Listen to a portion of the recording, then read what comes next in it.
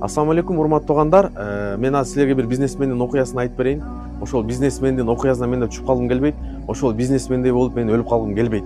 Ушундай положенияда өлгүм келбейт деген мааниде да. Урматтуу туугандар, бул бизге берилген байлык, бийлик бул биздики эмес. Бул Алланыкы. Аллах Таала Куранда айтат, алар намаз окушат, кайыпка ишенишет, биз берген ырыскынан сарпташат. Бизге берилген байлык бул Алланыкы. 10 жыл мурун бул сенде жок эле. Бирок Аллах Таала омат келип калды, берип калды. Бирок кайда качан алып коет билбейбиз да. Бирок как будто биз өзүбүз менен кошо байлыгыбызды көргө алып кете тургандай ушундай жашап жатабыз да. Байлыгыбызды эмес, байпагыбызды өзү менен алып кете албайбыз. Мен сиздерге бир окуяны айтып берейин. Бир бизнесмен ушул 35 жаштын тегерегинде элек акча күн түн акча санайт. Эч ким менен бөлүшпөйт, сараң.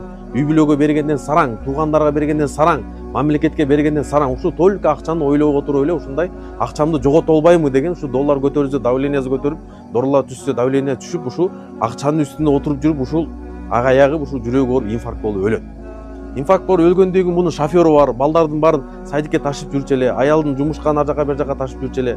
Аялы караса күйөөсү өлгөндөн эмне кылыш керек? Эми ушул жерден айтып коюш керек. 20 жыл жашаган аялыңыз сиз өлгөндөн кийин 20 секунд сиз менен жата албайт. Акыйкат ушундай. Өлгөндөн кийин сиз эч кимге кереги жоксуз. Сиз өлгөндөн кийин өзүңүз менен жакшы кылган иштериңизди эле алып кете аласыз. Башка эч нерсени алып кете албайсыз. Бул өлгөндөн кийин апарып коет дагы, аялы баякта караса, шофёр жаш, шофёрго күйөөгө тиет. Балдары да шофёрго көнүп калган, ата болот, ошо менен болду, бул жак кетти уже. Эми мынакей машинесинин дагы шофёру минди, кечирип коюңуз, аялдын дагы шофёру минди, байлыктардын баардыгы ошого өттү. Эч ким менен бөлүшпөйт эле. Ошон үчүн туугандар, бөлүшүп өлө жегенден көрө бөлө жеген дамдуураак болот.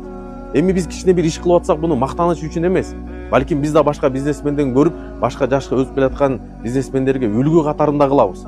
Адамдардын мактоосу бир эч кандай нерсеге турбайт. Эң негизгиси Алланын ыраазы үчүн болуш керек. Эгер биз мактана турган болсок, адамдар мактасын деп кыла турган болсок, зыянга биз өзүбүз учурайбыз.